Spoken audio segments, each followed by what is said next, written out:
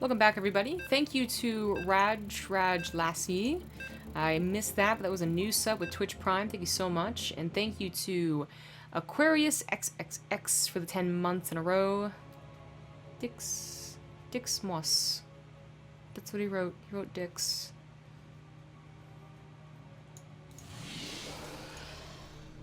This is the last series of the day and is going to be a TVP once again.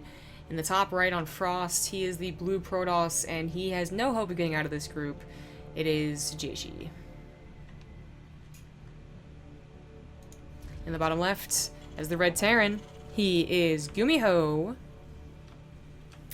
And this is where things get really, I guess, interesting. So Alive actually lost to GuMiho. He was in the lead, but then losing to GuMiho like he did with a 2-0 score means that Stats is the one that actually gets out first, because he ended up going 5-2 in maps. So GuMiho has to win. Actually, someone else confirm, please. Like, I think GuMiho has to win against JieShi 2-0 to advance over Alive. Because then his score would be 4-2 as opposed to 4-3. Which means he lost less, right? Like, that makes sense. I'm not just being crazy, right? Well, you guys will tell me if I'm being crazy. So, anyway. People, I guess, you know, people are now joining in for the last couple of, last hour, I suppose, of casting. 1,500 viewers. So thanks, everyone, for watching. But, quick recap of what I've been talking about. Rifkin's no longer in Korea. I am. So Rifkin's back in the... in Canada, North America, so it's a terrible time for him right now. But it's not for me. But the one complication that I have is that I am in an apartment that is like, you know, shared dormitory type deal for all the students that go to the university around here, and they have like they're pretty strict about noises. Like, usually when people say that, and I'm not sure, just like I literally don't know, this is literally a test right here. When people say, like, don't be loud, they literally mean, like, don't be, like, having parties, don't be yelling, don't be, like, having, you know, yelling about football or something like that. They literally mean, like, don't be loud. Usually, like, talking or listening to music or a movie at a decent sound level is okay. But I'm just not sure, to be honest, in this environment. So that's why I'm not really talking that loudly or hyping up a lot of situations, even though I'd like to. The only choice I have when everything gets hyped is just be like, oh my god, look at the fucking... like, be super quiet about it. And that's the situation right now, so... Ideally, everything's fine and no one... you know, it's like a murmur at the very, very best, and that's okay with the person next to me, but... if not, and, you know, she complains, then I just have to find another solution to casting, basically, which might be a PC cafe, which would be cool, but... ideally not. I like casting in my room. Well, I don't think I'd mind casting at a studio. It's the fact that it would be at a PC cafe. Like, surrounded by other people who, to be fair, are, like, equally as loud. You know, they're talking to their teammates and stuff. And I tested it this morning. You don't actually hear it in the background, which is pretty cool. But still, it feels just very odd for me to talk with other people around me consistently and, like, not feel rude as fuck. But anyway, that's the TLDR. That's what's happening. So what's happening now, of course, and I asked you guys to verify the information about, like, 2-0 or not, is does GuMiho get out of the groups right here? They get a Savager 291 for the 10-month resub. Keep the great streams, y'all. Oh, also, someone donated, Rootfly donated me $25 an hour ago, so sorry I missed it, but go get a pizza or something. You're way too thin, girl. Don't know what the current rate on Domino's are over there. Domino's was useless for information as usual. So they have, like, a lot of Pizza Huts here, and just like everything else, food-wise, it's pretty cheap, but I disagree. I do not think I'm too thin. Like, I don't know what you're looking at, but I'm definitely not thin. I'm hoping to get thinner, actually, because of Korea. There's so much walking. Like, I walked 16,000 steps, which is, I usually walk like 2,000 back at home. But all the food is so good, though. So it's a give and take, you know. Still gotta be wary. That kind of covered the main parts of the opener, I suppose. It was just a What Am I job versus a regular, usual, like, Protoss build. Blinks on the way, Robe was on the way. No quick third base like Stats was playing, but still a safe Still should be okay economic build from the Protoss player. GuMiho tried to go for Marine Drop, didn't quite work out, just didn't bother. Third CC now on the way. Nothing really too important happening. A couple tanks. So Frost does have a couple good tank locations, good tank push situations. On Frost cross spawn, it's a little more complicated though, because you are going through an entire middle of the map, you know, like all this junk right here where they can take advantage of you and get a concave. But once you actually reach their third base, like right here, if you can get there with tanks and liberators and widow mines, oh, it is a pain for any race to deal with. So that is probably what GuMiho will be looking for when he does push out. But he has to wait for Sim and Medivacs, and the tanks are right now just going to be used defensively in case JieShi had any crazy ideas about being aggressive with his Blink Stalkers. Liberator harassment is already taken care of, so once again GuMiho just like force him to leave. This is Reaper in the main, I suppose, to see if anything weird's going down, because I think it was checking the third base over there. So does it know about the third base over here? It does. Okay, never mind. They were just seeing if it can get anything useful, like a crazy, oddly timed Stargate or maybe Robotics Bay, which JieShi has not been the fan. Like, he's not been doing the super fast Colossus like some other Protosses. He has been getting 2 Colossus, and we saw him last time on Frost get Colossus, but only 1 or 2, and it wasn't even, well, they didn't help out that much. Not getting his upgrades, only 1 Forge. I mean, GuMiho only 1 Engineering Bay after all, but not going to be crazy upgrade discrepancies. And Resident Enclave is going to be on the docket, which makes sense. Got to get those gateway armies upgraded.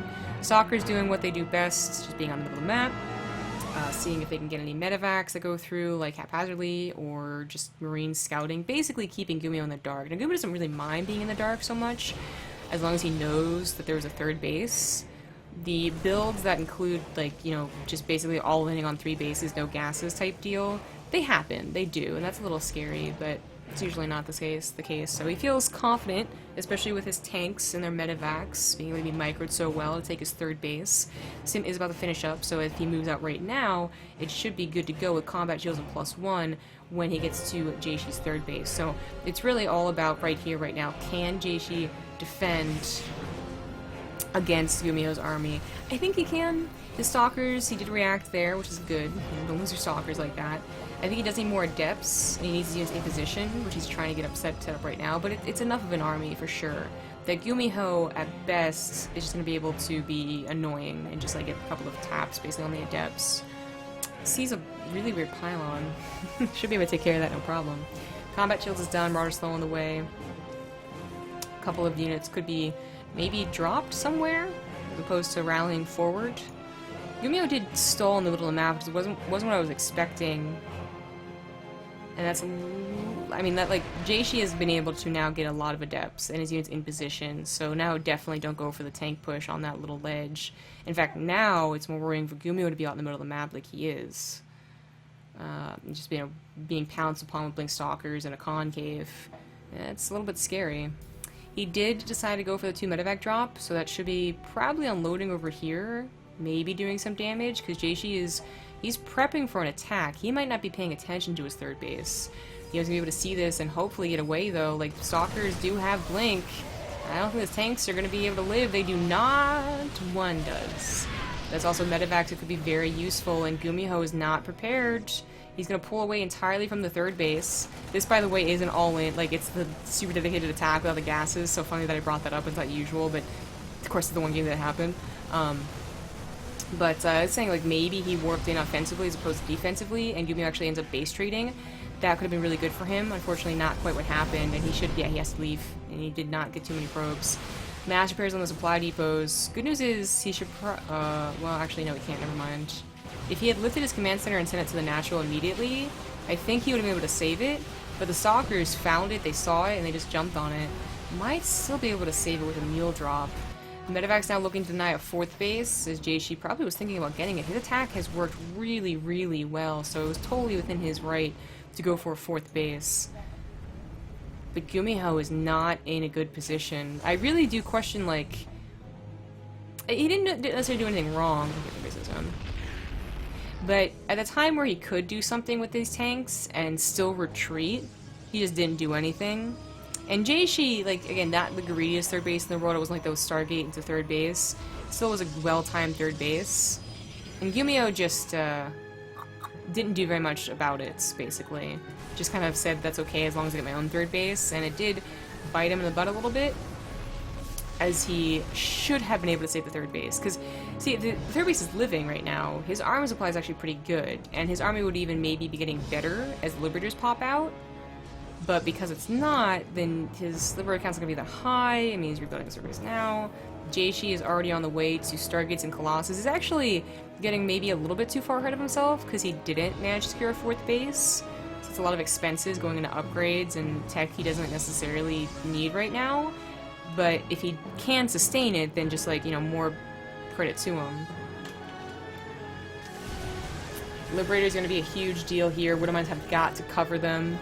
Liberator range is going to be very useful as well to make sure the Stalkers do not get those easy snipes.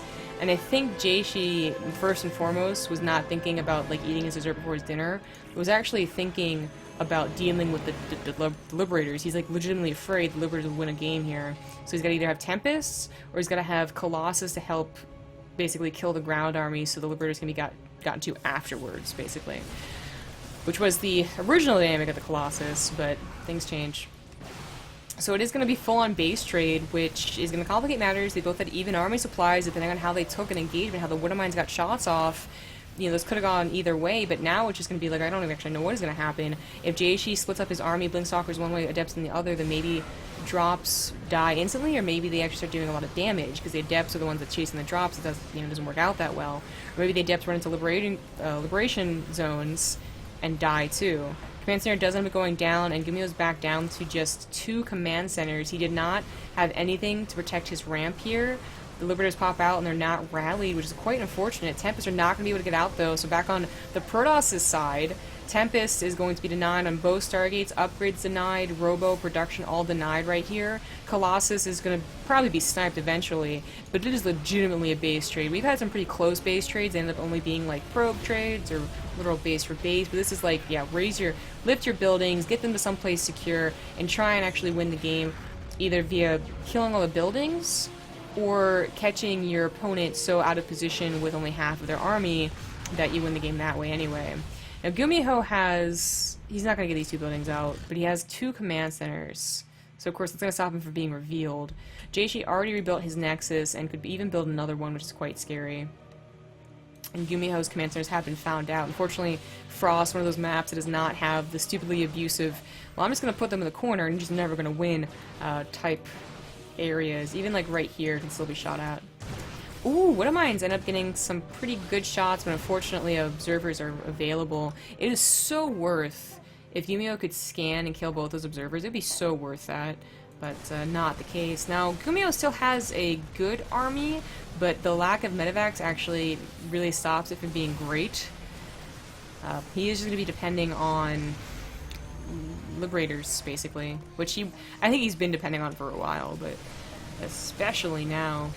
The game's going to kind of restart, but I think JieShi might think he can just take an engagement, which I think he could. There's a lot of Adepts, they run past liberation zones.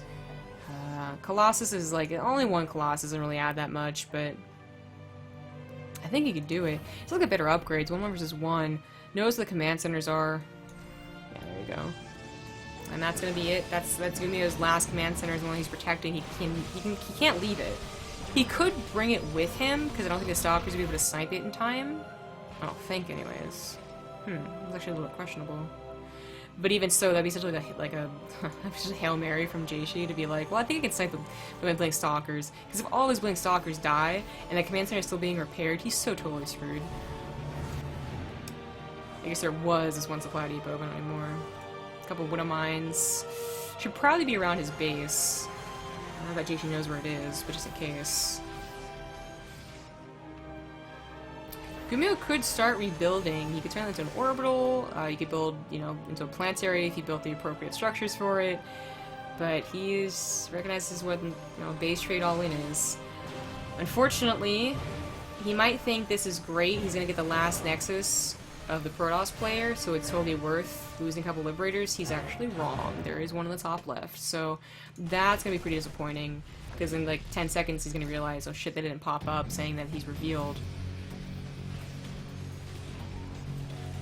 And now he is stuck.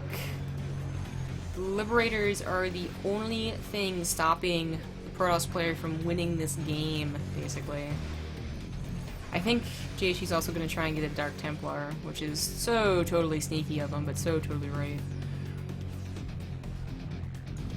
It's like a Marine's going to find the last couple of probes, but little does he know it's not. It's 2 of many, 2 of 12.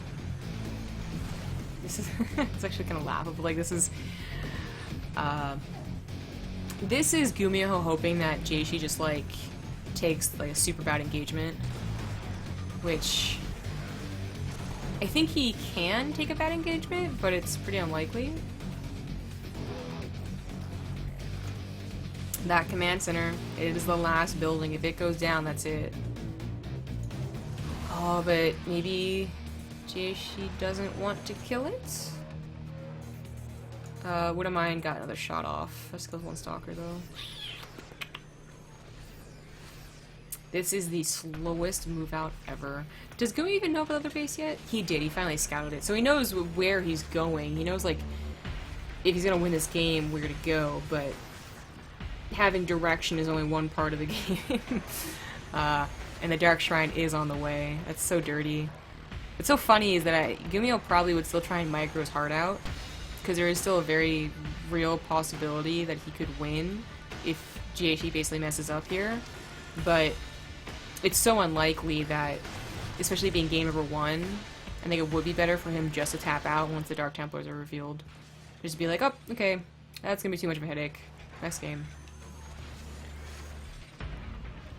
Maybe the 2 SCV should just like start C-chopping bunkers. If only bunkers got fully refunded, am I right? The C-chop of the Liberators is so funny. I don't even know what JieShi's gonna. Like, he's just wait. Yeah, just wait for Dark Templars. Like, the easiest solution for him right now is to literally wait for 1 Dark Templar to ruin GuMiho's day right now. Another command center being built, but we'd be better off trying to get a barracks to build us into an orbital, as opposed to building more command centers. Oh, there it is. Now JieShi did. He's just gonna go for the fight. This is the. If he was the one to engage, there's no way he would ever win the fight. He had to hope that JieShi would mess up his attack, not his defense. And it didn't happen. Even losing a couple of units was kind of funny, but this is totally game. And I don't think GuMiho likes that he lost. GG. Alright, I think that Whoa, what the hell is this? Guys, I pressed something. Okay, that was weird. I think that means that, like...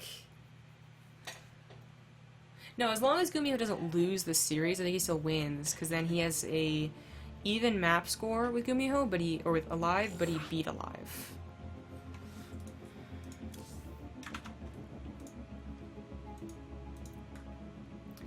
Thanks, old Jimmy, for the 3-month resub. Hi, what's going on today? Koreans. That's what. Anders MR resub for 12 months as well. Savager 291, 10 months. Keep up the great streams, y'all. Maybe I already did that one, I don't remember. Yeah, double shout out.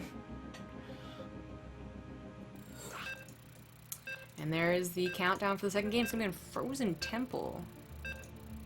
Wouldn't be too shocked to see GuMiho get like some serious revenge for losing in that macro game. Just be like, son of a bitch, like, time to proxy.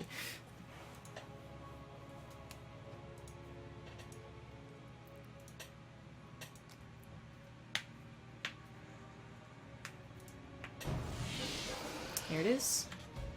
I can't believe I can hear like car honks so easily through those windows. Anyway, in the top left, actually up 1.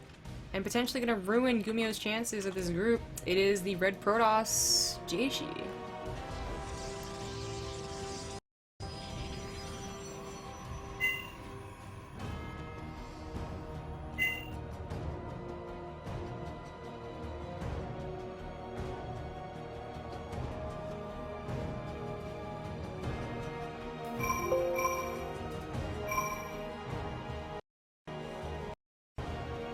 Apparently my USB is messing up. Oh, my phone actually is the one that's messing it up. Stupid phone. It made me look bad.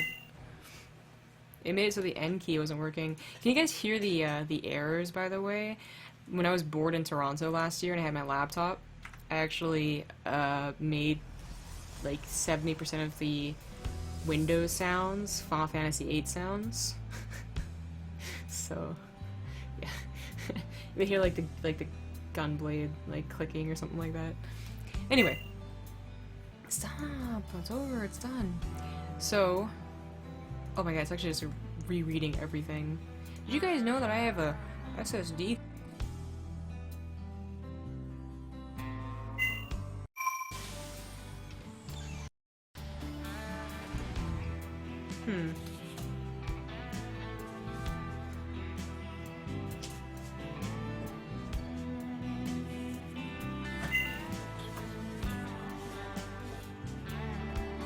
Actually, I think what's happening is my USB thing is overheating because my room's hot.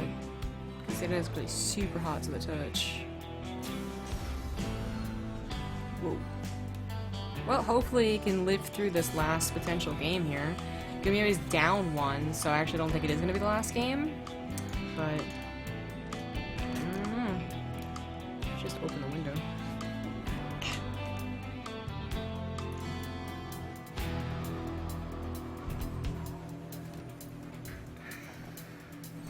Oh, it's like instantly like so cool because it's nighttime. It's gotta be like 20 degrees. What actually is it? Because nothing else is happening, really. GuMiho did not proxy. He's just going for the 111 here, and I'm getting his Reaper. If you need to be told. It is 30 degrees. It's still pretty cold. This is perfect for my room, though. Okay, so the probe is looking for the pylon rush. This is something that JieShi did try to do against Alive, and it, like, sort of worked. But then he over-dedicated with the Oracle and the Militia Core. So the probe is denied by the Reaper, but he's going to try and come back in sneaky-like, try and be under cover of the Adept, and it does work out that way. 2 more Marines are on the way, however, and that might be enough.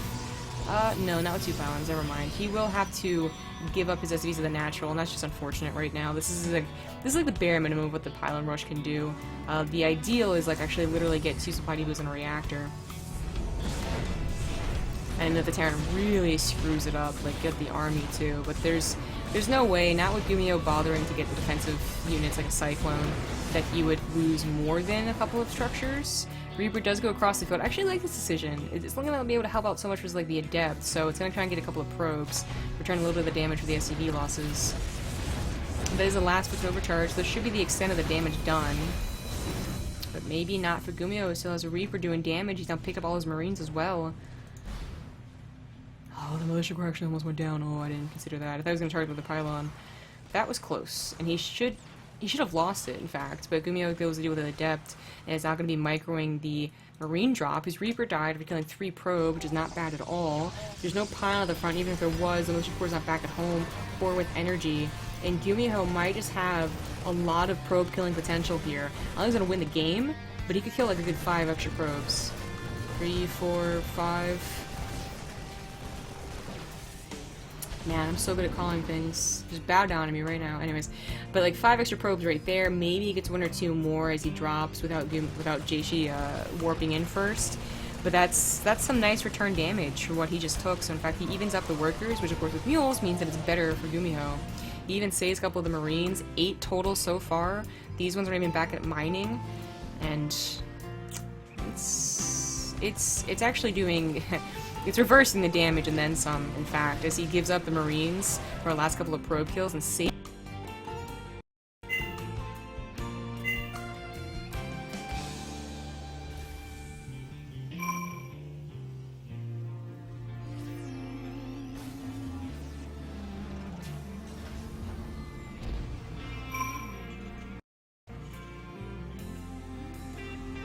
I should just, like, put my USB thingamajigger like up on the window and cool it down, because the wind is actually super nice right now.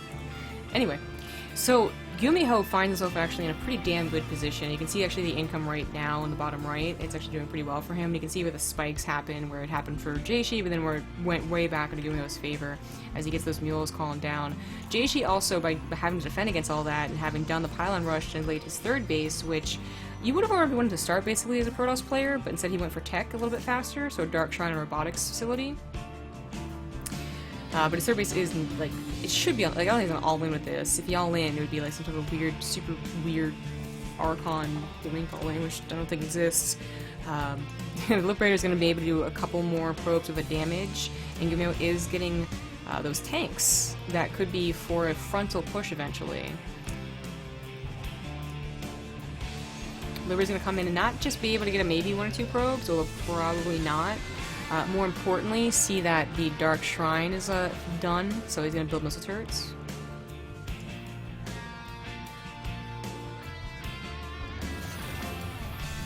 And, of course, JieShi, like, you know, first of all, he couldn't cancel it, even if he wanted to, but he also just don't want to cancel the Dark Shrine. Even though they had missile turrets, even though their army is protecting their mineral lines, especially if it's only 2 bases, they aren't quite on their 3rd yet. And there's always that potential the 1 DT can either save your ass, like defensively, or get into the 3rd base right before they, like, there's like a ton of options for DTs. And with the reduced cost, and it's actually so stupid of me to keep bringing up the fact that the Dark Shrine has been reduced in cost, because it's like a 3-year-old patch at this point in time.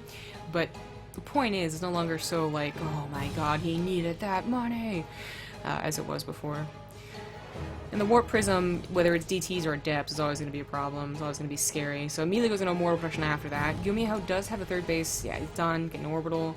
Just waiting on that Stim and Medivacs, and should be pushing forward with what is a very scary composition, which is tanks, Liberators, and Widow Mines up through the middle of this map. I kind of like that. There's actually... I wonder why more forces don't do this. Like, it's probably not going to help at all, to be honest. Maybe give them a bit of a concave in this direction. But it is also not bad to break down the rocks here either. That way they don't have like that, like the tank that barely survives or going behind the rocks type deal. So I'm surprised my Protosses don't do this. But I think JieShi is perfectly aware that the potential of the tank of that coming in here is pretty scary. Liberators won't be joining up with the front army. They will be going for the harassment, but he's got more Liberators on the way. They happen to find a War Prism, which is pretty nice. Like, totally worth, I would say, if they don't die for it. Oh, well, nice catch by JieShi with his Wing Stalkers. The Knight knows the Warp Prism's here. Of course, he knew about the Dark Shrine, and that's just going to be coming with the Warp Prism no matter what, but he knows exactly where it is. And GuMiho also knows that he's denied it for at least a couple more seconds. So if he wanted to push right now, then yeah, that would make sense. As long as his rally is just strong enough to help against Adept run bys. Stalkers actually blink forward to get down here, so the Stim is good for GuMiho to kill 1, okay, almost 2 of the Stalkers. Force Woods come down. Oh, but then he blinks in to kill that last Liberator, and the tank's already down. Ooh, that's a lot of damage to my Stalkers. A couple of Adepts, too. This is a very good position for GuMiho. I mean, he's been in a pretty good position, but this is, like, especially a very good position. Even if the game had, like, nothing had happened for the last 9 minutes, this is the first time engagements are happening, this is a good position for Terran. DT is automatically scanned. 3 more DTs are being warped in, I guess, in different locations. Maybe they can kill enough SCVs to make up for what is going to be extreme army losses, but I don't even know. Immortals get targeted down, Adepts are barely holding on. Upgrades even, production not quite done. Warp Prism trying to be a hero. Actually something to kill it, there's 2 Marines. Almost a hero. With the rally forward, that's where the DTs were warped in. They're going to try and kill the rally. That's actually kind of clever. I'm not sure that was on purpose, maybe they're just running forward, but that's like super annoying. Because a couple of units just don't kill DTs fast enough. The 3rd base is going to go down. No 4th base, which is sometimes already down. No secret 4th base either. Not yet, anyway. He's got 900 minerals. Now, JieShi is totally dead. This is not a situation like last game, where GuMiho was barely holding on with his lifted command centers, and you're like, okay, well, maybe. No, JieShi, even if he does start hiding bases every which way and tries to depend on DTs, it's not going to work out. Not unless he actually killed these buildings. The orbitals, that is. Missile turret did not help actually kill the DTs, the 7 workers went down, and, I mean, surprisingly, JieShi still had 55 workers. It's not that bad if he had another base to go to, but he is so afraid of an army supply that is just not being remade anytime soon. He seriously is relying on DTs, now he's out of gas. This is like the most Protoss stall tactic you can ever get. I guess GuMiho did finally run out of scans, which is funny.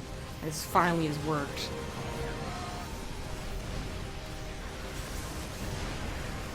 But there's the final engagement. Widow Mines are here on the front lines too, and they're just going to do so much damage. It even got a shot off. There we go. GG. GuMiho, not out of this. Ooh. Oh, awkward. Hold on.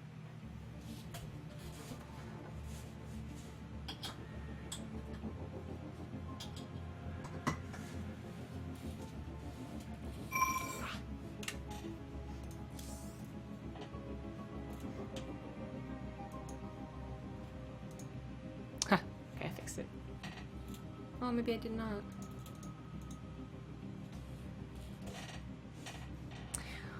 Hold on now, I gotta find my webcam.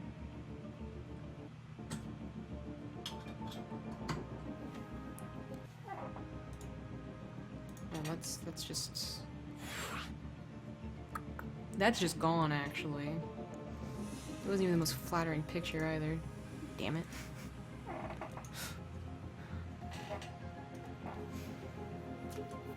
Okay. Usually we're going to a break right now, but I want to get this fixed. I could have sworn that was the right plug.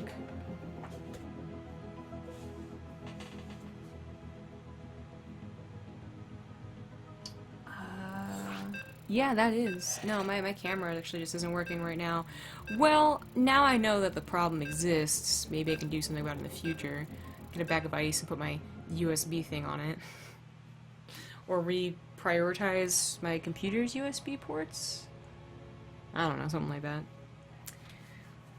That's okay though, it's the last game possible of today. No more cast for today either. It's gonna be really weird for me to say that, because like it's gonna be the end of the day for me, but I know it's just beginning for like so many other people, and usually we do like 2 casts a day sometimes, you know? But even if we did, it'd be like 1 cast one day, 1 cast another for me. The point is, we were gonna do another tournament, but they actually said that they was gonna be delayed, so nothing else for another like 20 hours on BaseTradeTV.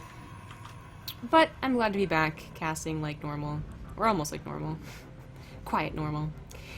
In the top right on this last game, he is the blue Protoss, JieShi. And the bottom left, as the red Terran, he's GuMiho.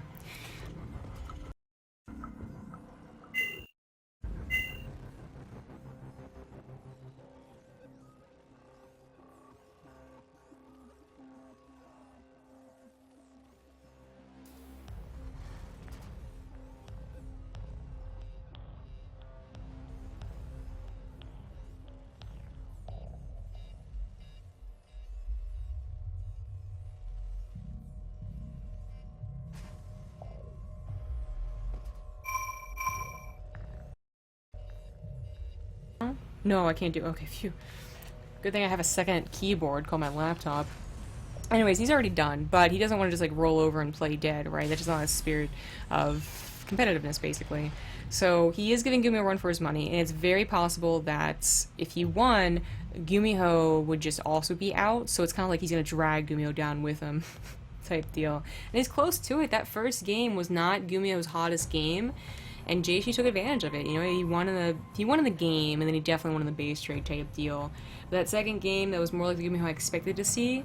Just that instant, like, snap back, you know, revenge about the pylon rush, and then just conquering with a tank push down the middle of the map. So Galactic Process being the last map here.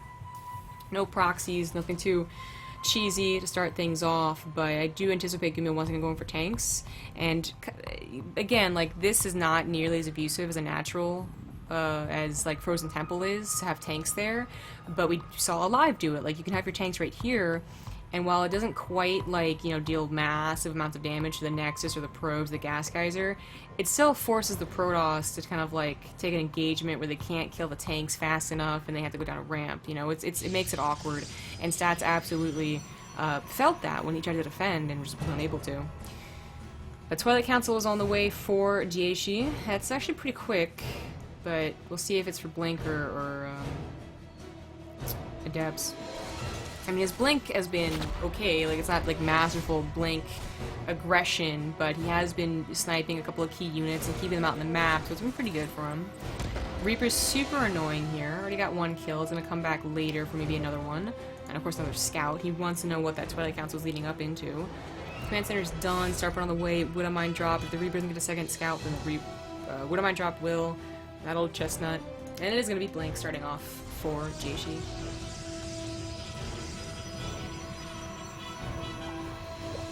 Did you just hear Pokemon? I'm not sure where they would have heard that.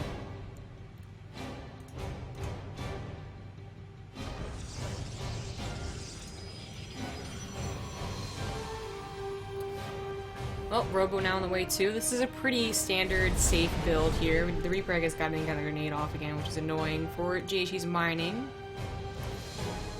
But where is that Wood on Mine drop? There it is. I always can still use the keyboard.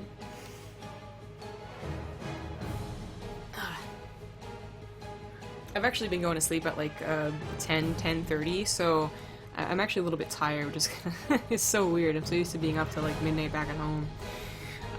Anyway, there's the Wood on Mine drop, and it you know, probably won't be doing too much damage. If there's a Reaper combined with this, there's a potential that JieShi just isn't paying attention. But in fact, this, you know, no damage plus it gets denied. Oh my god! Oh, that was dangerous. Plus it gets denied, so that was actually super bad for GuMiho. He at least got the secondary scout I was talking about, so he was like, no Dark Shrine quite yet. There's a Robo, which is, you know, usually obvious. But the point is, he got the confirmation. And the Observer is pretty well timed. So only 2 probes, best that a probes can do to defend. Liberator follow-up, shouldn't be doing too much either. Stalker's already in position, did kind of supply block JieShi for a little bit. GuMiho going for a pretty quick 3rd command center. He's got 2 barracks, which gives him like a little tiny bit more production, but not quite 3, clearly. And then that 3rd command center, so actually kind of quick compared to some of the other Terran builds we've been seeing against Protoss.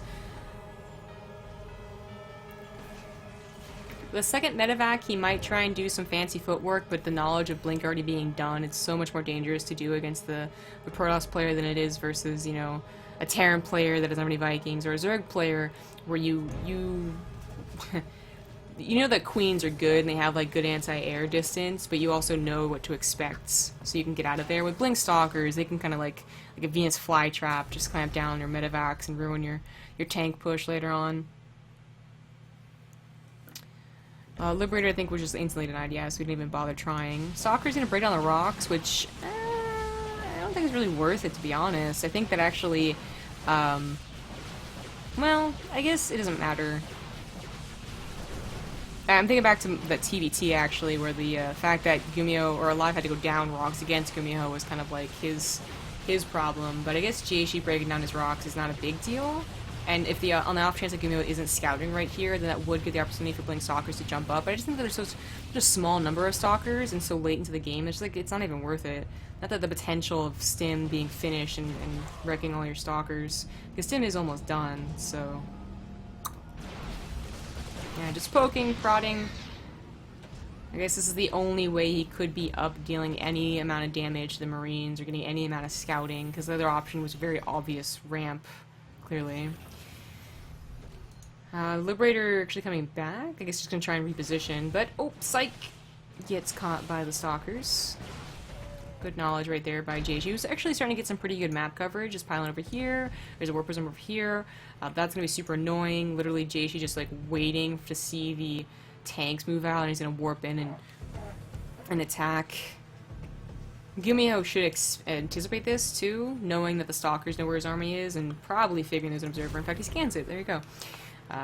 Should probably start rallying, or keep rallying back at home. 3rd base is the first thing that's going to be attacked, though, and he has everything over here, so... Combat shield's almost done. No, JieShi actually goes in too soon with the Warp Prism. I don't know why he's doing this. I think he might just be guessing if the army's moving out. I don't know. This is kind of worthless. Loses a single adept for it. At least he picked it up very quickly, but it still was like, that could have been better.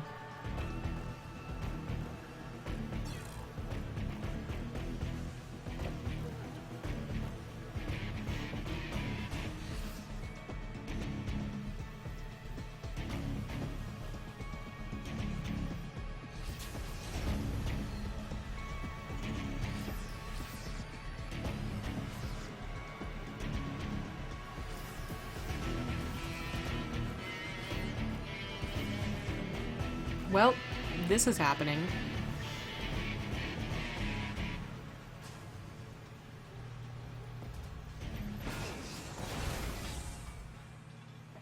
Okie dokie then. I really wish I knew what was causing that. Oh, nope. Nope. Might just have to leave.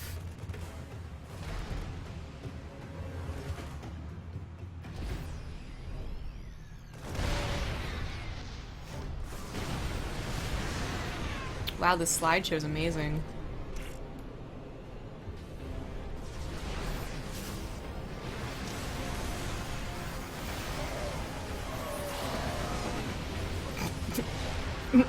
Okay.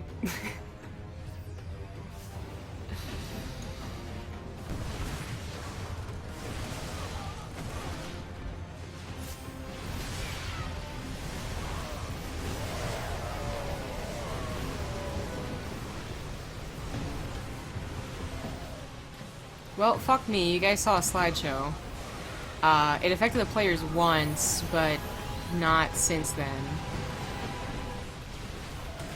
And after the slideshow's done, you see that GuMiho actually loses.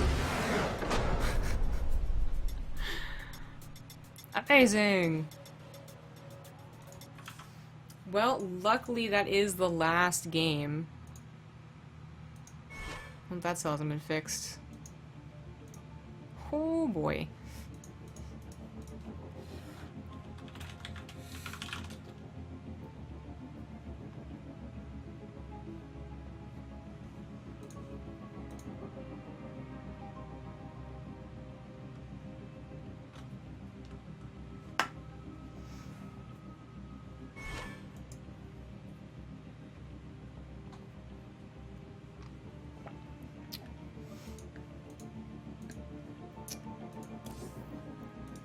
Yeah.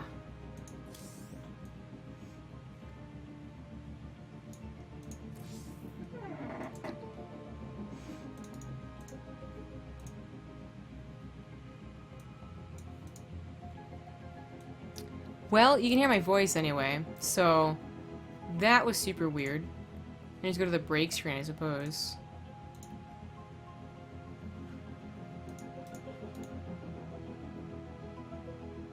And that doesn't work either, so we're not going to go to break screen at all. You're going to hear me sign off without cam or overlay or anything, and it's beautiful, I swear. But that's it for the cast. Luckily it was the last cast of the day. And that's that. Thanks everyone for watching. Hopefully all these problems are fixed in the future. As well as Rifkin might be awake for some of these too. And I'll see you guys next time. Bye.